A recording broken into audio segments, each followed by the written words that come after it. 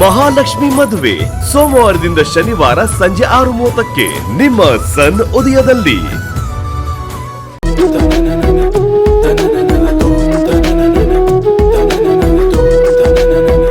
ಎಲ್ರೂ ಬಂದಾಯ್ತಲ್ವಾ, ಇನ್ನೇನು ಶುರು ಮಾಡೋಣ ಅಲ್ವಾ?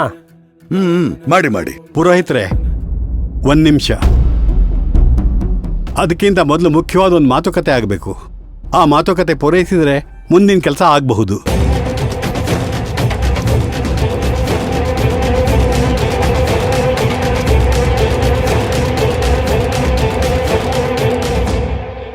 ಆ ಮಾತುಕತೆ ಮುಗಿಸಿದ ಮೇಲೇನೆ ನಿಶ್ಚಿತಾರ್ಥ ಆಗೋದು.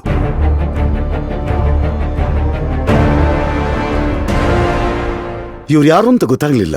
ದೊರೆಸ್ವಾಮಿಗಳೇ, ಇವರು ನನ್ನ ದೊಡ್ಡಪ್ಪನ ಮಗ, ನನಗೆ ಅಣ್ಣ ಆಗಬೇಕು. ನಮಸ್ಕಾರ ಅಣ್ಣ, ಏನು ಹೇಳ್ತಾ ಇದೀಯ ನೀನು?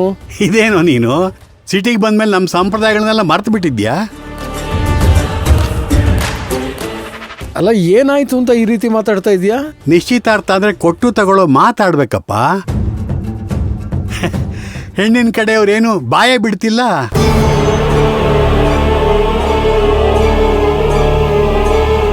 ನೀ ನೋಡಿದ್ರೆ ಆಗಲೇ ಶಾಸ್ತ್ರ ಮಾಡಕ್ ರೆಡಿ ಆಗಿಬಿಟ್ಟಿದ್ಯಾ. ಅಣ್ಣ, ಅದೆಲ್ಲ ನಮ್ಮ ಕಾಲಕ್ಕೆ ಮುಗಿದೋಯ್ತು. ಈಗ ಗಂಡಿಗೆ ಹೆಣ್ಣು ಒಪ್ಪಿಗೆ ಆದ್ರೆ, ಹೆಣ್ಣಿಗೆ ಗಂಡು ಒಪ್ಪಿಗೆ ಆದ್ರೆ ಸಾಕು. ಏನೋ ಹೀಗೆ ಹೇಳ್ತಿದ್ಯಾ? ಕಾಲ ಯಾವುದಾದ್ರೇನು ಆಗೋದು ಮದ್ವೆನೇ ತಾನೆ. ವರದಕ್ಷಿಣೆ ವಿಚಾರ ಮಾತಾಡದೇ ಇದ್ರೆ ಅದು ನಿಶ್ಚಿತಾರ್ಥನೇ ಅಲ್ಲ. ಅಣ್ಣ, ನನಗೆ ಬೇರೆ ವಿಷಯ ಏನೂ ಗೊತ್ತಿಲ್ಲ.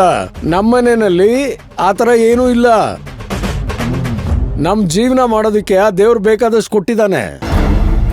ದಯವಿಟ್ಟು ಇದ್ರ ಬಗ್ಗೆ ಮಾತಾಡೋದನ್ನ ಇಲ್ಲಿಗೆ ನಿಲ್ಲಿಸ್ಬಿಡು.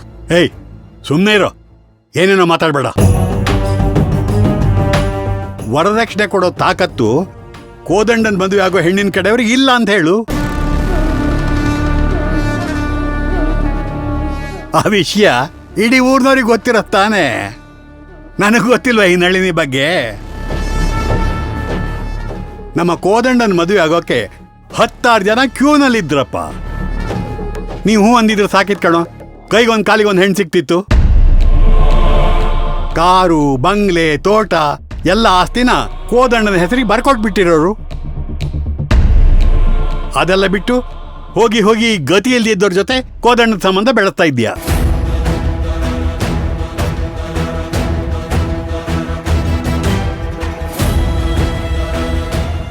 ನಮ್ಮ ಕೋದಂಡನ ಮದುವೆ ಆಗ್ತಿರೋ ಹುಡುಗಿ ತಿನ್ನಕ್ಕೂ ಗತಿ ಇಲ್ಲದೆ ಇದ್ದೋಳು. ಆ ವಿಷಯ ಬಿಟ್ಬಿಡೋಣ. ನಮ್ಮ ಕೃಷ್ಣನ್ ಮದುವೆ ಆಗೋ ಹುಡುಗಿದು ಇದೇ ಕತೆನಾ? ಇಲ್ಲ ಇವ್ರಿಗೇನಾದ್ರು ಕೊಡೋ ತಾಕತ್ತಿದೆಯಾ?